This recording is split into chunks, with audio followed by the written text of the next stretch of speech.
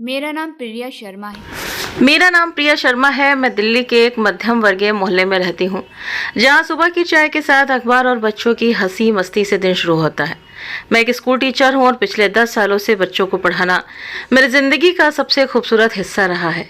मेरी क्लास में तीसरी से 5वीं कक्षा के बच्चे होते हैं, जो अपनी चमकती आंखों और अनगिनत सवालों के साथ मेरे दिन को रंगीन बनाते हैं। मैं हिंदी और सामाजिक विज्ञान पढ़ाती हूँ, और जब बच्चे मेरी बातों को ध्यान से सुनते हैं या अपनी छोटी छोटी कहानियाँ साझा करते हैं, तो मुझे लगता है कि मैं सिर्फ एक टीचर नहीं बल्कि उनकी दुनिया का हिस्सा हूँ। मेरी ज़िंदगी कभी बहुत साधारण थी, लेकिन उस सादगी में एक सुकून था। हमारा घर दिल्ली के रोहिणी में है, एक छोटा सा 3 कमरों का फ्लैट, जिसे मैंने और मेरे पति राहुल ने सालों की मेहनत से सजाया था। दीवारों पर अनन्या और आरव की बनाई पेंटिंग्स राहुल की पसंद का एक, जहाँ मैं हर रविवार को परिवार के लिए कुछ खास बनाती थी। राहुल मेरा वो साथी था जिसने मेरी ज़िंदगी को पूरा किया। वो एक सीमेंट कारोबारी था और उसका काम उसे दिल्ली की गलियों से लेकर आसपास के शहरों तक ले जाता था। मेहनती, हंसमुख और ऐसा इंसान जो मुश्किल से मुश्किल पल में भी हंसी ढूंढ लेता था। उसकी एक आदत थी, वो हमेशा कहता, प्रिया, ज़िंदगी को हल्के में लो वरना ये बोझ बन जाएगी। मैं उसकी बातों पर हंस देती, लेकिन सचमुच उसकी वो हंसी मेरे लिए ऑक्सीजन थी। हमारी शादी को 12 साल हो चुके थे। हमारी मुलाकात एक पारिवारिक समारोह में हुई थी, जहां मैं अपनी सहेली के साथ गई थी। राहुल वहां अपने दोस्तों के साथ आया था। उसने मुझे देखा और फिर पूरी शाम मेरे आसपास मंडराता रहा। मैं उसकी बेफिक्री और बात करने के अंदाज से प्रभावित हुई। उसने मुझसे कहा, प्रिया, तुम्हारी मुस्कान में कुछ तो बात है, क्या मैं इसे फिर देख सकता हूँ? मैंने उसकी बात को मजाक में टाल दिया, लेकिन मेरे दिल में कुछ हलचल सी हुई। 6 महीने बाद हमने सगाई कर ली और फिर शादी। शुरुआती साल आसान नहीं थे। राहुल का बिजनेस अभी शुरू ही हुआ था और मेरी नौकरी की सैलरी ज़्यादा नहीं थी, लेकिन हमने एक दूसरे का साथ नहीं छोड़ा। हर मुश्किल में राहुल मेरा हौसला बढ़ाता और मैं उसकी ताकत बनती। हमारी बेटी अनन्या, जो अब 8 साल की थी, और बेटा आरव, जो 10 साल का है, हमारी ज़िंदगी की रोशनी है। अनन्या को ड्राइंग और कहानियाँ सुनना पसंद है। वो हर रात मुझसे कहती, मम्मी, एक नई कहानी सुनाओ, और मैं उसे अपनी बनाई कहानियाँ सुनाती, जिनमें जादुई दुनिया और बहादुर राजकुमारियाँ होती थीं। आरव को क्रिकेट और साइंस के एक्सपेरिमेंट्स का शौक है। वो हमेशा अपने स्कूल प्रोजेक्ट्स के लिए मुझसे सवाल पूछता रहता। दोनों बच्चे मेरी जान हैं और उनके लिए मैं हर दिन सुबह उठती हूँ, स्कूल जाती हूँ और घर की जिम्मेदारियाँ निभाती हूँ। मेरी दिनचर्या व्यस्त थी। सुबह 6 बजे उठना, बच्चों को स्कूल के लिए तैयार करना, नाश्ता बनाना और फिर स्कूल के लिए निकल जाना। दोपहर को स्कूल से लौटकर मैं घर के काम निपटाती, बच्चों के होमवर्क में मदद करती और फिर रात को राहुल के साथ कुछ पल बिताती। वो पल जब हम चाय की चुस्कियों के साथ दिन की बातें करते, मेरे लिए सबसे कीमती थे। राहुल मुझे अपने बिजनेस की छोटी छोटी बातें बताता, कैसे उसने एक नया क्लाइंट बनाया या कैसे उसे किसी डील में नुकसान हुआ। मैं उसकी बातें सुनती और वो मेरे स्कूल की कहानियाँ सुनता। हमारी ज़िंदगी में कोई बड़ा तामझाम नहीं था, लेकिन हम खुश थे। पिछले कुछ सालों से हालांकि ज़िंदगी की भाग दौड़ ने हमें थका दिया था। राहुल का बिजनेस बढ़ रहा था, लेकिन इसके साथ तनाव भी बढ़ रहा था। क्लाइंट्स की डिमांड, मार्केट का उतार चढ़ाव और लंबे काम के घंटे। राहुल अक्सर देर रात घर लौटता। मैं भी स्कूल की जिम्मेदारियों और बच्चों की ज़रूरतों में उलझी रहती। हम एक दूसरे के लिए वक्त कम निकाल पाते थे। कभी कभी रात को जब बच्चे सो जाते, राहुल मेरे पास बैठता और कहता, प्रिया, हमें एक ब्रेक चाहिए, कहीं दूर, जहाँ सिर्फ हम हों, बच्चे हों और कोई टेंशन ना हो। उसकी आंखों में एक सपना होता था, एक ऐसी छुट्टी जहाँ हम दुनिया की सारी परेशानियाँ भूल जाएं। अप्रैल 2025 में राहुल ने आखिरकार वो सपना पूरा करने की ठानी। एक रात जब हम डिनर कर रहे थे, उसने कहा, चलो इस बार कश्मीर चलते हैं, सुना है वहाँ की वादियाँ जन्नत से कम नहीं। मैंने हंसकर कहा, तुम्हें तो बस घूमने का बहाना चाहिए। लेकिन सच कहूँ, मैं भी उत्साहित थी। मैंने कश्मीर के बारे में पढ़ा था, बर्फ से ढकी चोटियाँ, झीलों का साफ पानी और वहाँ की ठंडी हवाएं।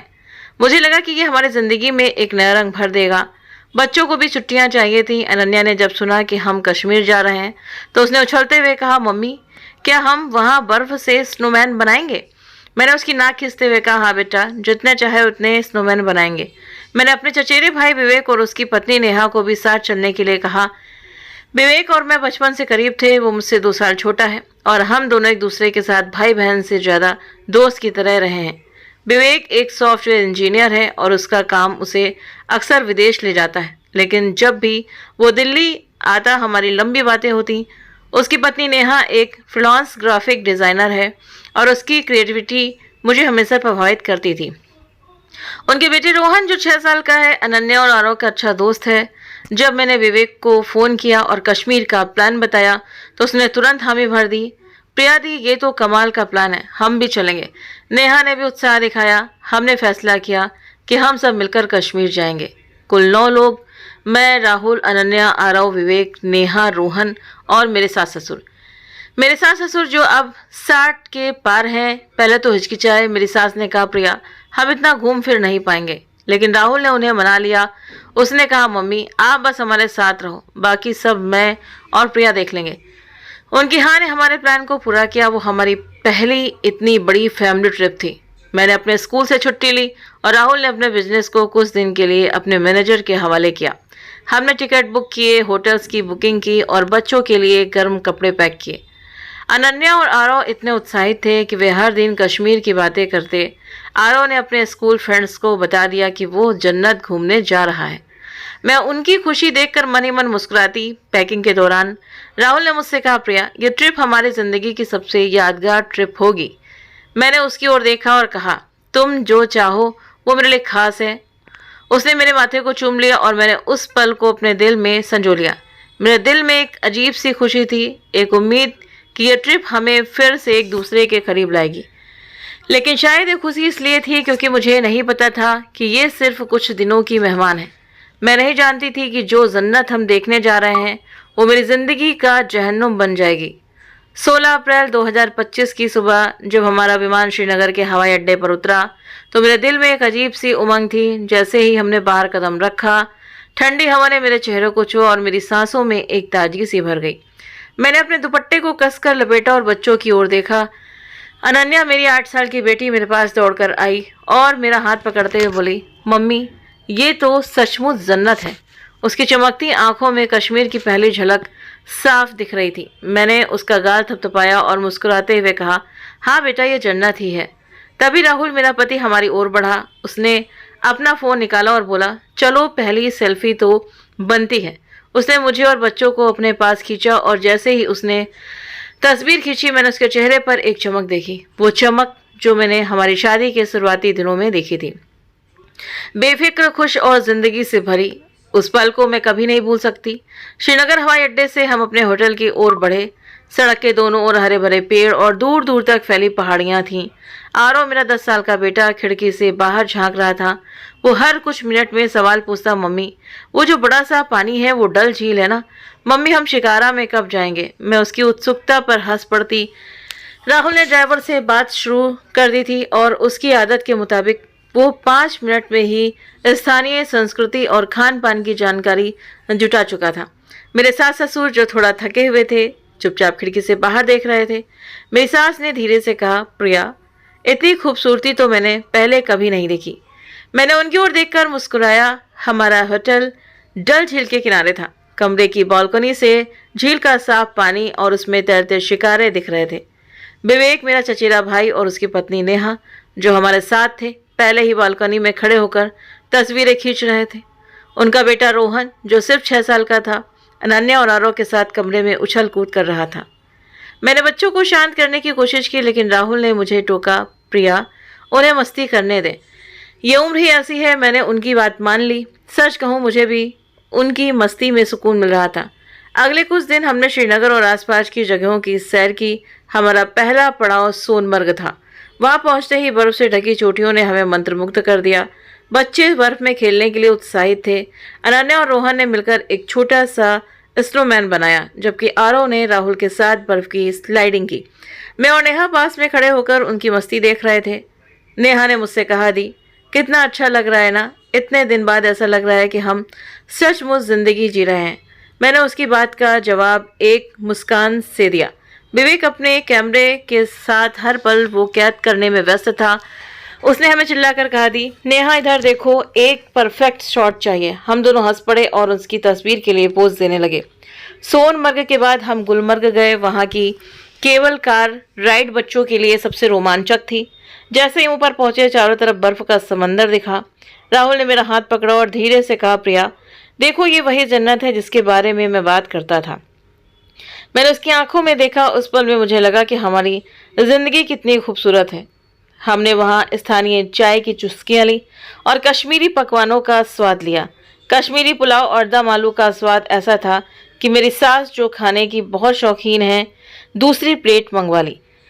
हम सब हंस पड़े। इन कुछ दिनों में हमारी थकान कहीं गायब हो गई थी। राहुल का चेहरा अब तनाव से मुक्त था। वो बच्चों के साथ मस्ती करता, मेरे साथ हंसी मजाक करता और मेरे सास ससुर के साथ बैठकर पुरानी यादें ताजा करता। एक रात जब हम होटल की बालकनी में बैठे थे, उसने मुझसे कहा, प्रिया, तुम्हें पता है मुझे तुमसे कितना प्यार है। मैंने उसका हाथ थामा और कहा, राहुल, तुम्हारी हर बात मुझे ये बताती है। उसने मेरे माथों को चूमा और मैंने उस पल को अपने दिल में सजा लिया। 22 अप्रैल को हमने पहलगांव जाने का फैसला किया। मैंने सुना था कि वहाँ की बेसन घाटी को मिनी स्विट्जरलैंड कहते हैं। राहुल इसके लिए सबसे ज़्यादा उत्साहित था। उसने मुझसे कहा, प्रिया, यह हमारी ट्रिप का सबसे खास हिस्सा होगा। बेसन घाटी का नज़ारा तुम्हें हमेशा याद रहेगा। मैंने उसका उत्साह देखकर मजाक में कहा, अच्छा, अगर इतना खास है तो मैं तुम्हारी सारी मैगी खा लूँगी। उसने हंसते हुए मेरा हाथ थामा और बोला, तुम कहो तो मैं तुम्हारे साथ कहीं भी चलूँगा। उसकी वो मुस्कान, वो बेफिक्री, काश मैं उस पल को रोक पाती। पहलगांव जाने से पहले हमने अपने सामान और बच्चों के गर्म कपड़े चेक किए। मेरे सास ससुर ने कहा कि वे इतनी लंबी चढ़ाई नहीं कर पाएंगे। मेरी सास ने कहा, प्रिया, तुम लोग जाओ, हम यही गांव में आराम करेंगे। मैंने उनकी बात मान ली। मुझे थोड़ा बुरा लगा कि वे हमारे साथ नहीं चल रहे, लेकिन राहुल ने कहा, प्रिया, मम्मी पापा को आराम की ज़रूरत है, हम उनके लिए ढेर सारी तस्वीरें लाएंगे। मैंने उसकी बात मान ली। हम 7 लोग, मैं, राहुल, अनन्या, आरव, विवेक, नेहा और रोहन, पहलगांव के लिए निकले। वहां से बेसन घाटी तक पहुंचने के लिए 8-10 किलोमीटर की चढ़ाई थी, जो ज़्यादातर घोड़ों पर की जाती थी। हमने गांव में पहुंचकर घोड़ों का इंतजार किया। हमारा घोड़ा वाला आदिल एक युवा और हंसमुख लड़का था। उसकी उम्र शायद 25-26 साल रही होगी। उसने हमें बताया कि वो अपने परिवार का इकलौता कमाने वाला है और पर्यटकों की वजह से ही उसका घर चलता है। उसकी बातों में एक सादगी थी जो मुझे छू गई। उसने उत्साह से कहा, मैडम, ऊपर का नज़ारा देखकर आप कहेंगी कि स्विट्जरलैंड भी फीका है। मैंने हंसकर जवाब दिया, चलो आदिल, दिखाओ अपनी जन्नत। घोड़ों पर सवार होकर हमारी सैर शुरू हुई। रास्ते में सकरी पगडंडियां थीं, जिनके दोनों ओर बर्फ से ढके पहाड़ चमक रहे थे। अनन्या और रोहन अपने घोड़ों पर बैठकर हंस रहे थे। आरव ने आदिल से सवाल पूछना शुरू कर दिया, भैया, ये घोड़े कितनी तेजी से दौड़ते हैं? आदिल ने हंसते हुए जवाब दिया, बेटा, ये घोड़े तो हवा से बातें करते हैं। राहुल और विवेक आगे आगे चल रहे थे और नेहा मेरे पास थी। उसने मुझसे कहा, दी, ऐसा लग रहा है जैसे हम किसी सपने में हैं। मैंने उसकी ओर देखा और कहा, हाँ नेहा, ये सपना सचमुच खूबसूरत है। उस पल मुझे नहीं पता था कि ये सपना जल्दी एक डरावने सच में बदल जाएगा, लेकिन उस वक्त मैं बस अपनी जन्नत की सैर में खोई थी। राहुल की हंसी, बच्चों की मस्ती और कश्मीर की खूबसूरती में बेसन घाटी की ओर बढ़ते हुए हमारा कारवां सकरी पगडंडियों पर धीरे धीरे आगे बढ़ रहा था। घोड़े सावधानी से कदम रख रहे थे और उनके खुरों की आवाज़ पत्थरों से टकराकर एक हल्की सी लय बना रही थी। मैं अपने घोड़े पर बैठी थी और मेरे चारों तरफ का नज़ारा ऐसा था जैसे प्रकृति ने अपनी सारी खूबसूरती को एक जगह समेट लिया हो। बर्फ से ढकी पहाड़ियां सूरज की किरणों में चमक रही थीं और हवा में एक ठंडी ताजगी थी जो मेरे चेहरे को सहला रही थी। मैंने अपने दुपट्टे को कसकर लपेटा और अनन्या की ओर देखा, जो मेरे सामने वाले घोड़े पर बैठी थी। वो रोहन के साथ हंस रही थी और दोनों बच्चे अपने घोड़ों को हाय हाय कहकर तेज चलाने की कोशिश कर रहे थे। उनकी मासूम हंसी उस शांत घाटी में गूंज रही थी और मेरे दिल को सुकून दे रही थी। अनन्या की हंसी में एक ऐसी मासूमियत थी जो मुझे हमेशा मेरे बचपन की याद दिलाती थी। वो अपनी छोटी छोटी उंगलियों से घोड़ों की रस्सी पकड़े हुए थी और रोहन को कुछ मज़ेदार बात बता रही थी। रोहन, जो हमेशा अनन्या की नकल करता था, जोर जोर से हंस रहा था। मैंने उनके चेहरों पर नजर डाली और सोचा, कितना खूबसूरत है ये पल। बच्चों की बेफिक्री, उनकी खुशी और ये कश्मीरी वादियाँ। आरव, जो राहुल के साथ एक घोड़े पर था, उसने अपने पापा से सवालों की बौछार कर रहा था। पापा, ये पहाड़ इतने ऊंचे कैसे बने? पापा, क्या ये बर्फ कभी पिघलती नहीं? राहुल, जो बच्चों के सवालों का जवाब हमेशा धैर्य और प्यार से देता था, हंसते हुए बोला, बेटा, ये पहाड़ लाखों सालों में बने हैं। धरती की पेटें आपस में टकराई और ये ऊंचे ऊंचे पहाड़ बन गए। और बर्फ वो गर्मियों में थोड़ी पिघलती है, लेकिन सर्दियों में फिर जम जाती है। मैंने राहुल की ओर देखा। उसका चेहरा शांत था और उसकी आंखों में एक गहरा सुकून था। शायद ये वही सुकून था जिसकी तलाश में हम दिल्ली की भागदौड़ से दूर इस जन्नत में आए थे। राहुल की आवाज़ में एक गर्माहट थी जो मुझे हमेशा घर जैसा एहसास देती थी। मैं और नेहा अपने घोड़ों पर एक दूसरे के पास थे। नेहा ने मुझसे कहा, दी ऐसा लग रहा है जैसे हम किसी पेंटिंग में चल रहे हैं। उसकी बात में एक सच्चाई थी। आसपास की हर चीज़, पहाड़, बर्फ और हल्की धूप ऐसी थी जैसे किसी कलाकार ने इसे बड़े प्यार से बनाया हो। मैंने जवाब दिया, हाँ नेहा, ये जगह तो सचमुच जादुई है। हम दोनों ने एक दूसरे को देखकर मुस्कुराया। नेहा की बातों में एक हल्कापन था जो मुझे हमेशा अच्छा लगता था। वो अपनी ज़िंदगी को खुलकर जीती थी और उसकी ये खूबी मुझे प्रेरित करती थी। हमने रास्ते में कश्मीर की संस्कृति और वहाँ के लोगों की मेहमान नवाजी की बात की। नेहा ने कहा थी, कश्मीरी लोग इतने गर्मजोशी से मिलते हैं। कल होटल में वो वेटर कितना प्यार से हमें खाना परोस रहा था। मैंने हामी भरी। मुझे भी कश्मीरियों की सादगी और मेहनत पसंद आ रही थी। हमने बच्चों की बातें भी की। मैंने नेहा को बताया कि अनन्या को स्कूल में ड्राइंग का अवार्ड मिला है और वो अब हर चीज़ को स्केच करना चाहती है। नेहा ने उत्साह से कहा, वाह दी, अनन्या तो बड़ी आर्टिस्ट बनेगी। रोहन को भी ड्राइंग में मज़ा आता है लेकिन वो बस सुपर हीरो बनाता है। हम दोनों हंस पड़े। बातों बातों में मैंने नेहा को बताया कि मैं अनन्या के लिए कश्मीरी पश्मीना शॉल खरीदना चाहती हूँ। उसने सुझाव दिया कि हम वापसी में श्रीनगर के लाल चौक बाजार से कुछ हस्तशिल्प भी ले लें। वहाँ की कढ़ाई वाली शॉलें और लकड़ी के सामान बहुत खूबसूरत होते हैं। उसने कहा। मैंने सोचा कि ये एक अच्छा आइडिया है। विवेक, जो हमसे थोड़ा आगे था, अपने कैमरे से हर पल को कैद करने में मगन था। वो हर कुछ मिनट में रुकता और आसपास की तस्वीरें खींचता। कभी वो बर्फ से ढके पेड़ों को कैमरे में उतारता तो कभी दूर तक फैली घाटी को। एक बार उसने हमें चिल्लाकर कहा, दी नेहा इधर देखो, एक परफेक्ट शॉट चाहिए। हम दोनों हंस पड़े और उसके लिए पोज देने लगे। विवेक की आदत थी कि वो हर छोटी बड़ी चीज को अपने कैमरे में सजो लेता था। उसने कहा, ये तस्वीरें हम सालों बाद देखेंगे और इस ट्रिप की हर बात याद आएगी।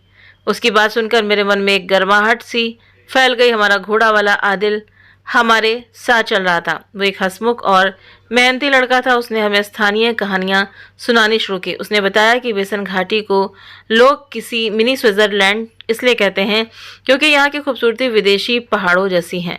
उसकी बातों में एक गर्व था जैसे वो अपनी ज़मीन से गहरा प्यार करता हो। उसने हमें बताया कि पर्यटकों की वजह से ही उसका घर चलता है। मैडम, सर्दियों में यहाँ सैलानी कम आते हैं तो काम भी कम मिलता है, लेकिन गर्मियों में जैसे आप लोग आए हैं हमारा धंधा अच्छा चलता है। उसने कहा। उसकी आवाज़ में एक सादगी थी जो मेरे दिल को छू गई।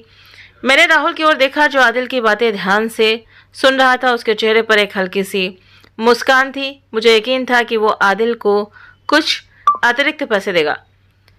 राहुल का दिल बड़ा था। वो हमेशा दूसरों की मदद के लिए तैयार रहता था।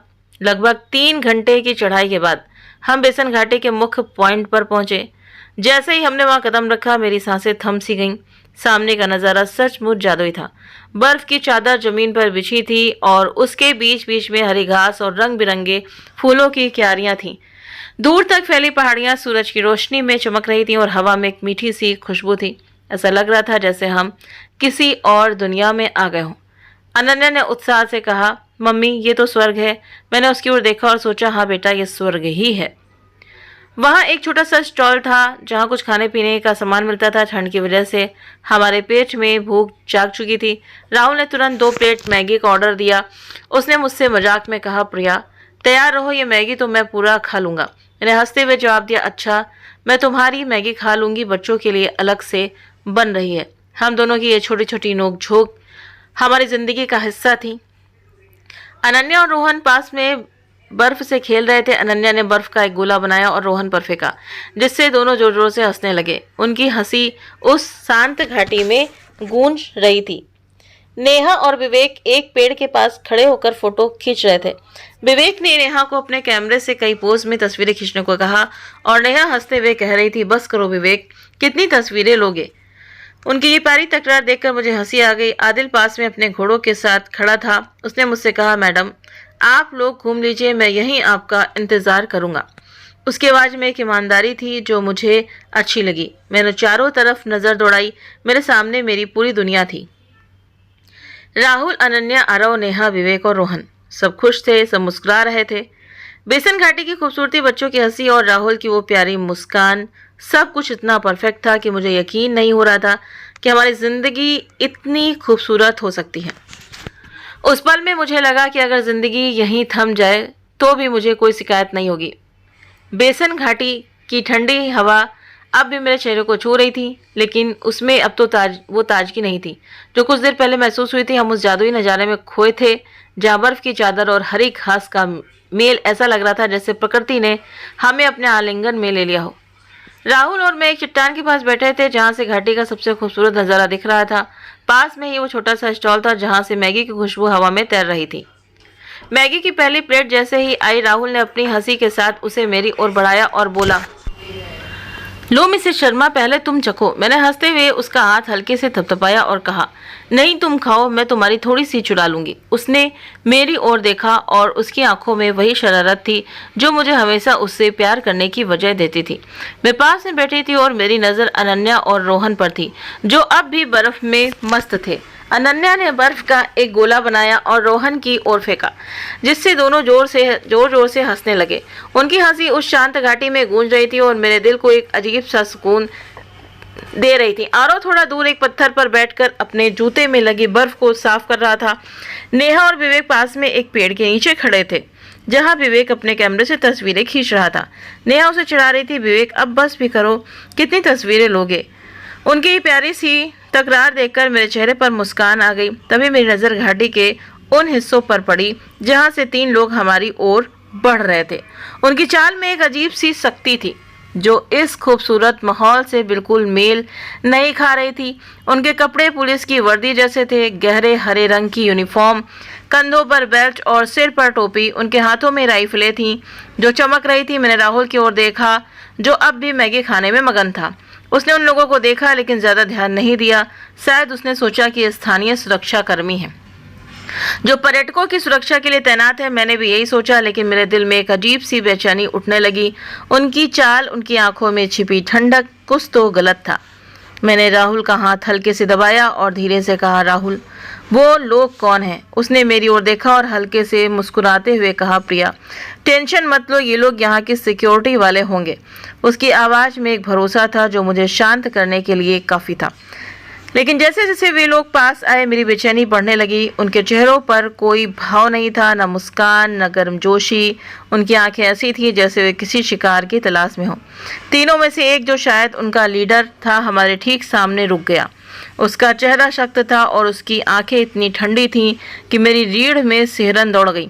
उसने राहुल की ओर देखा और बिना किसी भूमिका के सवाल किया, तुम कौन हो?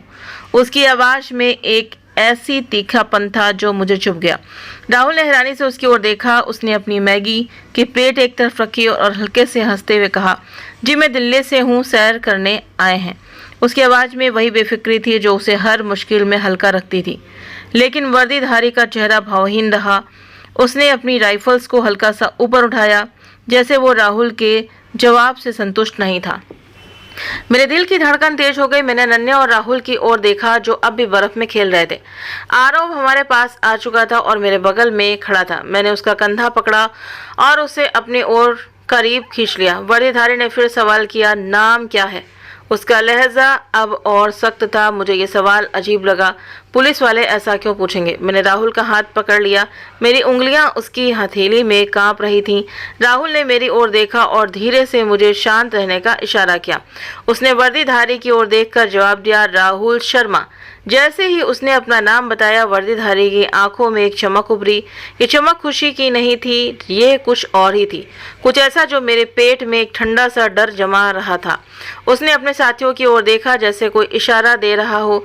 मेरे दिमाग में सवालों का तूफान उठने लगा।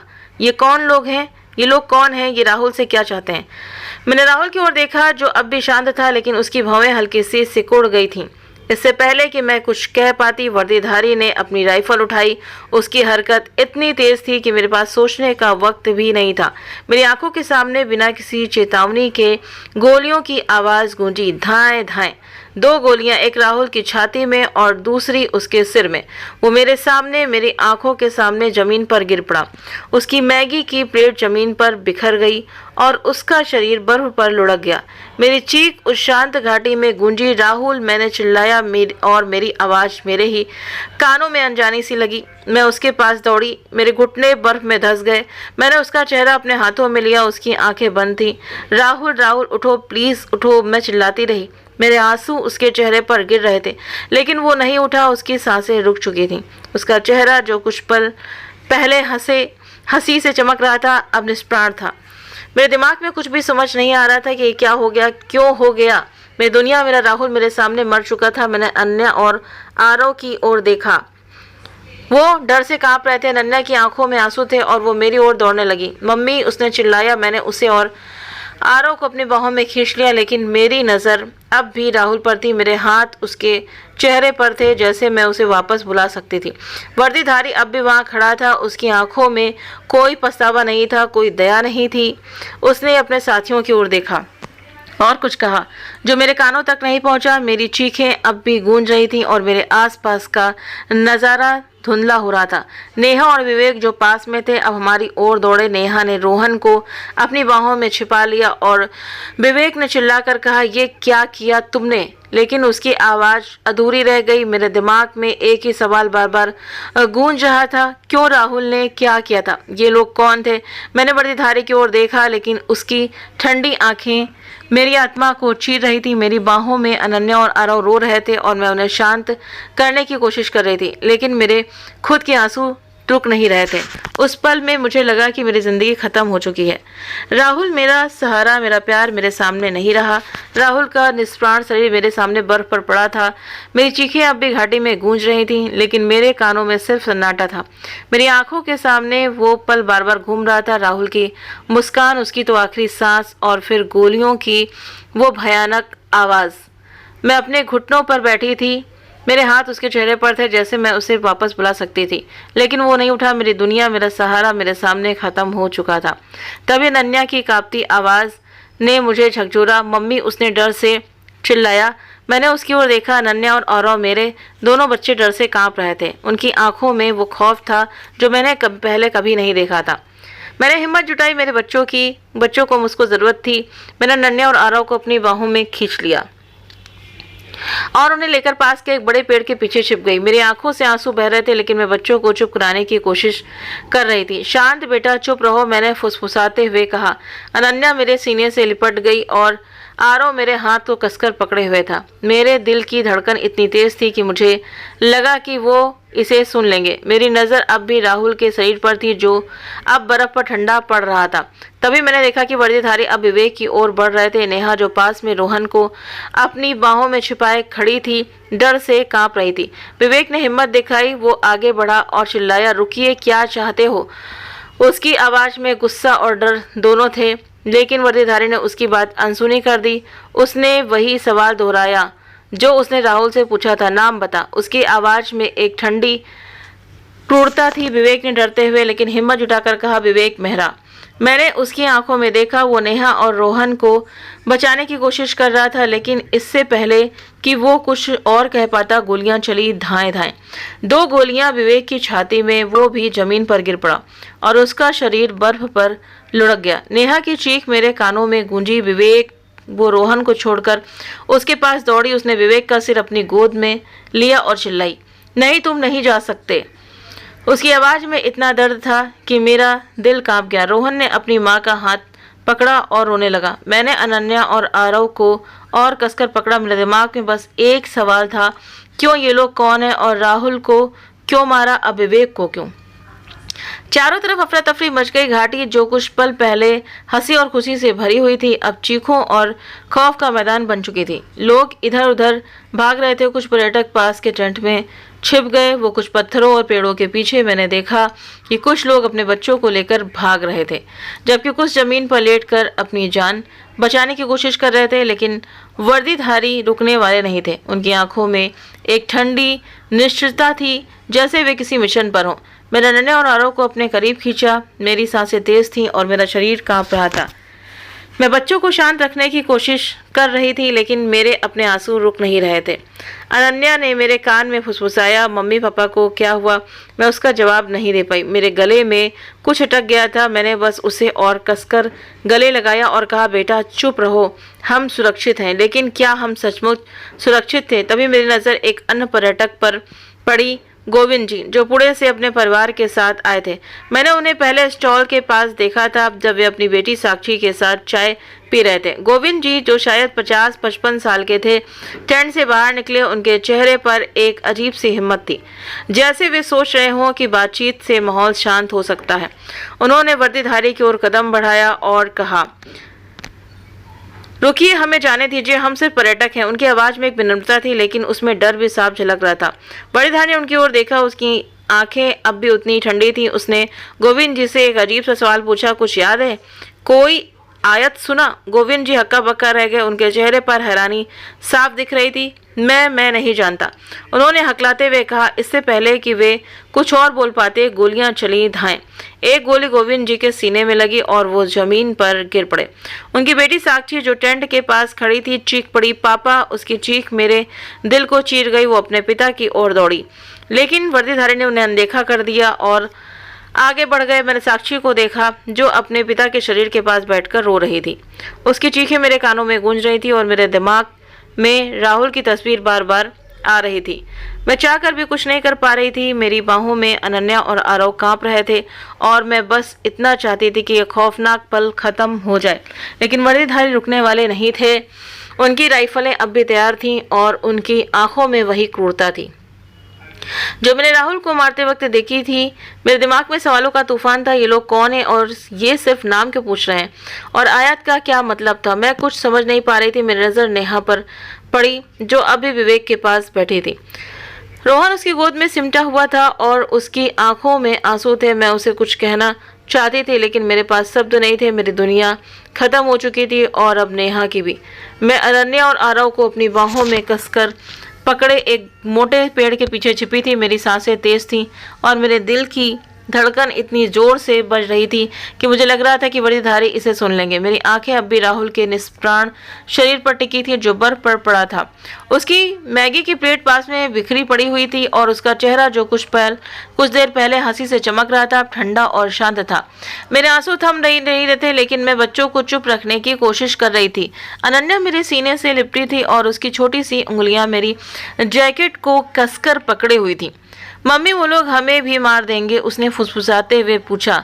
उसकी आवाज में डर था और मैं उसे देखकर कुछ नहीं बोल पाई। मैंने बस उसे और कसकर गले लगाया और कहा, नहीं बेटा, मैं तुम्हें कुछ नहीं होने दूंगी। लेकिन मेरे शब्दों में वो भरोसा नहीं था जो मैं अपने बच्चों को देना चाहती थी। तभी एक वर्दीधारी की कर्कश आवाज घाटी में गूंजी, जो भी छिपा है बाहर आओ, नहीं तो सबको मार देंगे। उसकी आवाज में एक ऐसी क्रूरता थी जो मेरे रोंगटे खड़े कर रही थी। मैंने अनन्या और आरव को और करीब खींचा। मेरी नज़र चारों तरफ दौड़ रही थी, लेकिन मैं कुछ देख नहीं पा रही थी। मेरे दिमाग में सिर्फ राहुल की तस्वीर थी और अब विवेक की, जो कुछ ही देर पहले मेरे सामने मारा गया था। नेहा की चीखें अभी मेरे कानों में गूंज रही थी। मैंने उसकी ओर देखने की हिम्मत नहीं की, क्योंकि मुझे डर था कि अगर मैंने उसे देखा तो मैं टूट जाऊंगी। तभी मेरी नज़र एक अन्य पर्यटक पर पड़ी, अजय सिंह। मैंने उन्हें पहले स्टॉल के पास अपनी पत्नी मेघा के साथ देखा था। वे एक नेवी ऑफिसर थे और उनके चेहरे पर एक सैन्य अनुशासन झलकता था। मैंने मेघा को टेंट के पास देखा था, जहां वो अपनी सास के साथ खड़ी थी। अजय ने हिम्मत दिखाई, वो टेंट से बाहर निकले। उनके कदम भारी लेकिन सख्त थे। उन्होंने वर्दीधारी की ओर कदम बढ़ाया और जोर से कहा, मैं लेफ्टिनेंट अजय सिंह हूँ, रुकिए, बात करिए, ये क्या कर रहे हैं आप? उनकी आवाज में एक अधिकार था, जैसे वे स्थिति को संभाल सकते हों। मैंने एक पल के लिए सोचा कि शायद उनकी बात का असर होगा, शायद ये लोग रुक जाएंगे, लेकिन वर्दीधारी ने उनकी ओर देखा और उसकी होठों पर एक ठंडी क्रूर हंसी उभरी। उस हंसी में कोई इंसानियत नहीं थी, ये एक शिकारी की हंसी थी जो अपने शिकार को देखकर खुश होता है। उसने अजय की ओर राइफल तानी और कहा, जाकर अपनी सरकार को बता देना कि हमने ये किया है। उसकी आवाज़ में एक अजीब सी ठंडक थी, जैसे वो किसी संदेश को पूरी दुनिया तक पहुंचाना चाहता हो। इससे पहले कि अजय कुछ कह पाते, गोलियां चली धाएं धाएं, 2 गोलियां, एक उसके सीने में और दूसरी उनके कंधे में। अजय जमीन पर गिर पड़े और उनका शरीर बर्फ पर लुढ़क गया। मेघा की चीख घाटी में गूंजी। अजय वो टेंट से बाहर दौड़ी, उसकी आंखों में डर और दर्द साफ दिख रहा था। उसने अपने पति के शरीर को अपनी बाहों में लिया और चिल्लाई, मुझे भी मार दो, अब मैं जीकर क्या करूंगी? उसकी आवाज में इतना दर्द था कि मेरा दिल कांप गया। मैंने अनन्या और आरव को और कसकर पकड़ा जैसे मैं उन्हें इस दर्द से बचा सकती थी, लेकिन वर्दीधारी ने मेघा को अनदेखा कर दिया। उसने अपनी राइफल कंधे पर टिकाई और अपने साथियों की ओर देखा जैसे उसका काम अभी पूरा नहीं हुआ हो। मेरी नज़र अब आदिल पर पड़ी, हमारे घोड़े वाले पर। वो अपने घोड़ों के पास खड़ा था, उसका चेहरा डर से सफ़ेद पड़ चुका था। आदिल जो कुछ देर पहले हमें अपनी हंसी और कहानियों से खुश कर रहा था, अब एक कोने में सिमटा हुआ था। मैंने देखा कि उसने कुछ करने की कोशिश की।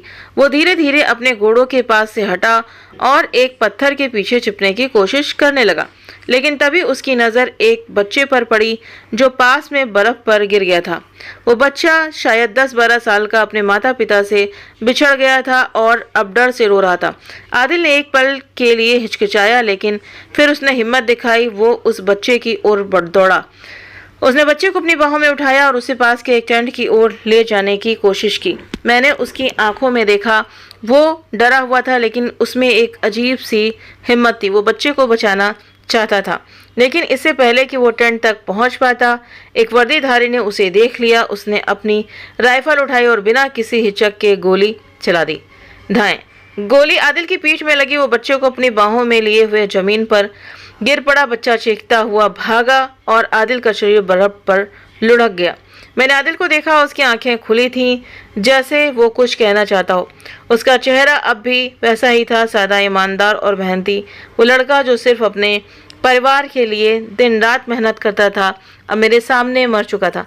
मेरे दिल में एक और घाव बन गया। आदिल ने किसी का क्या बिगाड़ा था? वो तो सिर्फ एक मासूम बच्चे को बचाने की कोशिश कर रहा था। मैंने अपनी आंखें बंद कर ली क्योंकि मैं और दर्द नहीं देख सकती थी। वर्दीधारी अब भी घाटी में घूम रहे थे।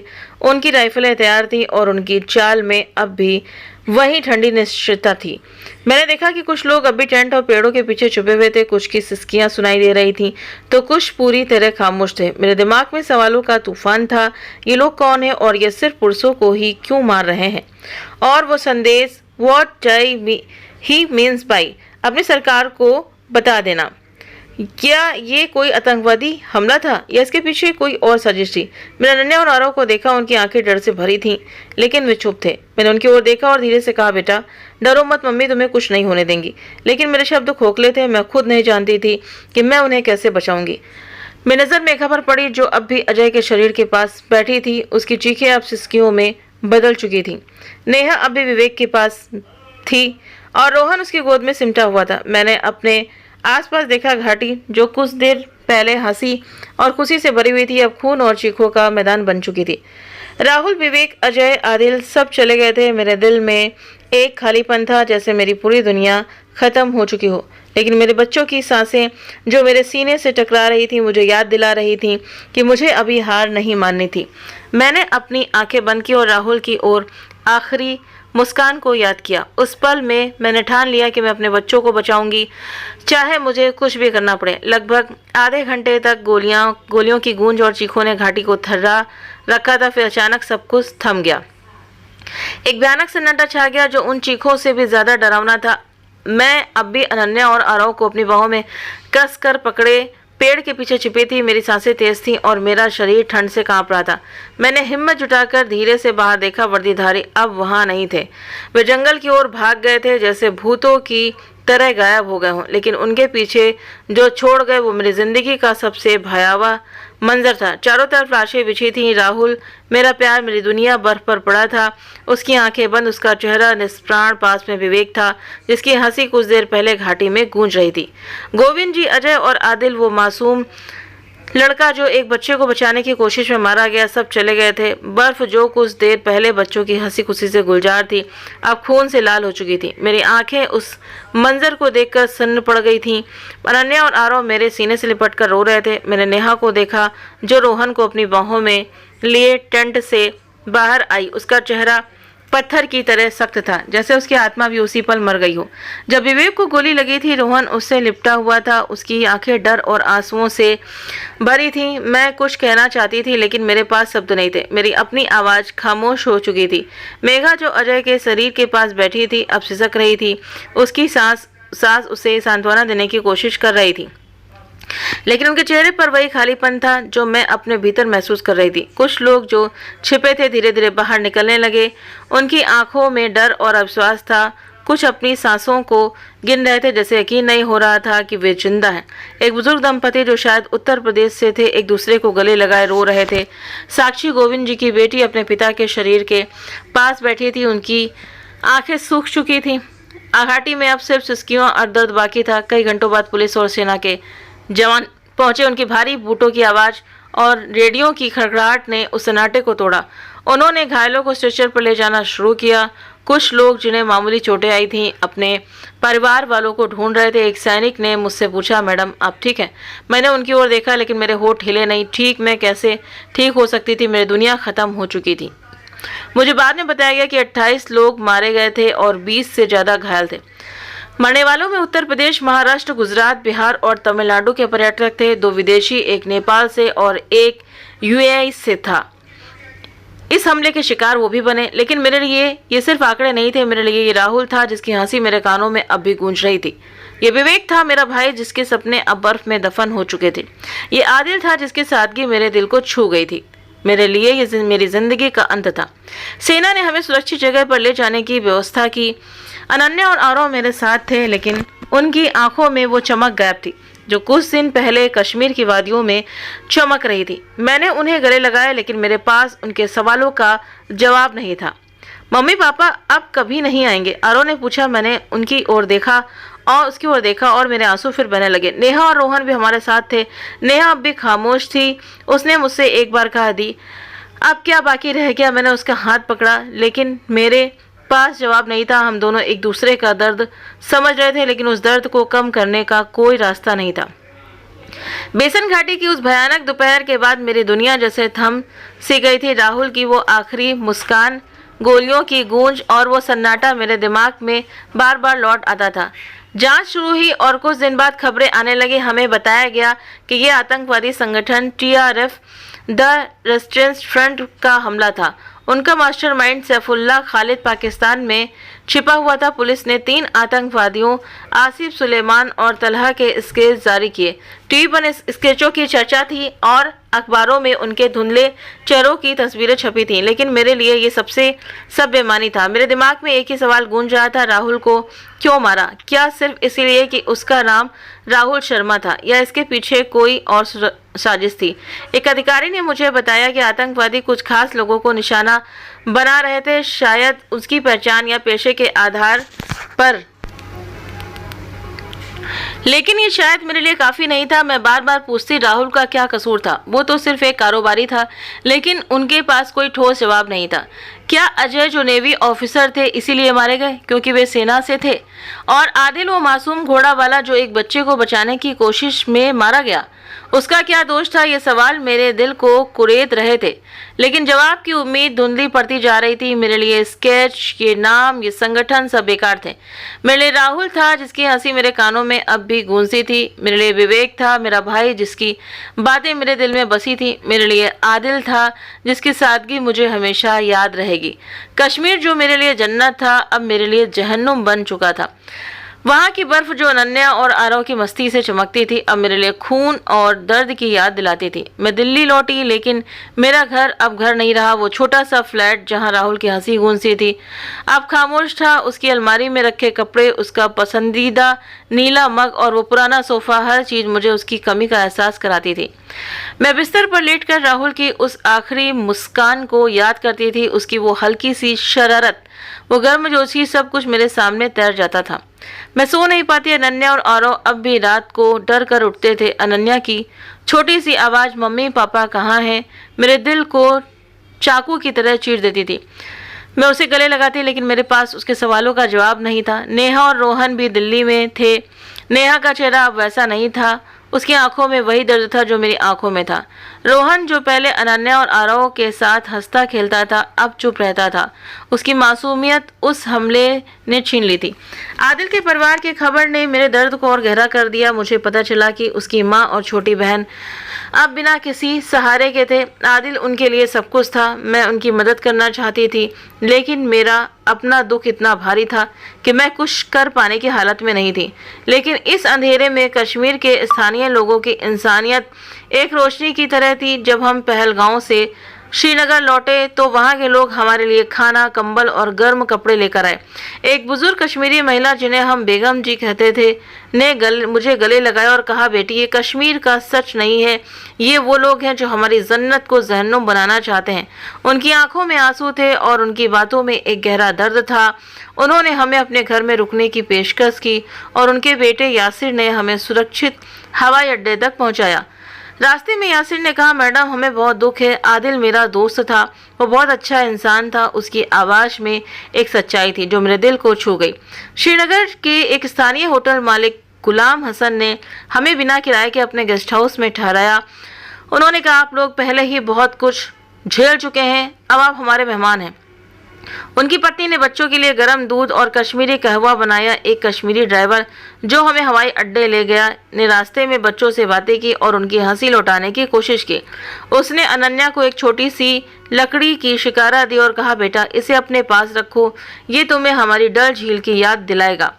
इन छोटी छोटी बातों ने मेरे टूटे हुए दिल को थोड़ा संभल दिया। दिल्ली लौटने पर मेरे पड़ोसियों और दोस्तों ने भी हमारा साथ दिया। मेरी सहेली रीना हर दिन मेरे घर आती और बच्चों के साथ वक्त बिताती। मेरे सास ससुर, जो खुद इस दुख से टूट चुके थे, मेरे लिए माँ बाप की तरह खड़े रहे। मेरी सास ने एक दिन मुझसे कहा, प्रिया, राहुल तुम्हें और बच्चों को हमेशा खुश देखना चाहता था, उसके लिए जीने की कोशिश करो।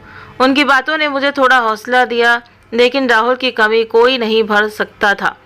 इस हमले ने मुझे नफरत और हिंसा के खिलाफ एक गहरा सबक सिखाया। आतंकवादी नफरत और डर फैलाना चाहते थे, लेकिन कश्मीर के उन लोगों ने, जिन्होंने हमें अपने परिवार की तरह संभाला, मुझे दिखाया कि इंसानियत अभी जिंदा है। उनकी मदद ने मुझे यकीन दिलाया कि प्यार और एकता नफरत से ज़्यादा ताकतवर है। नफरत फैलाने वालों, तुम्हारी गोलियां जिंदगियां छीन सकती हैं, लेकिन इंसानियत को नहीं मार सकती। तुम्हारा डर हमें तोड़ सकता है, लेकिन हमारी हिम्मत को नहीं छीन सकता। हर राहुल, हर आदिल, हर विवेक की कहानी हमें याद दिलाती है कि प्यार और एकता ही वो हथियार है जो तुम्हारी नफरत को हरा सकते हैं।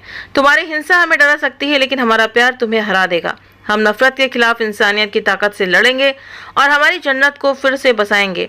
मैं अब भी हर रात राहुल को याद करती हूँ, उसका चेहरा, उसकी हंसी और वो पल जब उसने कहा था, प्रिया, ये हमारी ज़िंदगी की सबसे यादगार ट्रिप होगी। लेकिन अब वो यादें मेरे लिए एक जहन्नुम है। मैं अपने बच्चों के लिए जी रही हूँ, लेकिन मेरे दिल में वही सवाल गूंजता है, राहुल को क्यों मारा? और जवाब की तलाश में मैं हर दिन उस दर्द से जूझ रही हूँ। तो दोस्तों, उम्मीद करती हूँ आपको हमारी कहानी पसंद आई होगी। कहानी पसंद आई हो तो वीडियो को लाइक करें, शेयर करें और हमारे चैनल को सब्सक्राइब करना ना भूलें। मिलते हैं आप सभी से नेक्स्ट वीडियो में नई कहानी के साथ में। Thank you.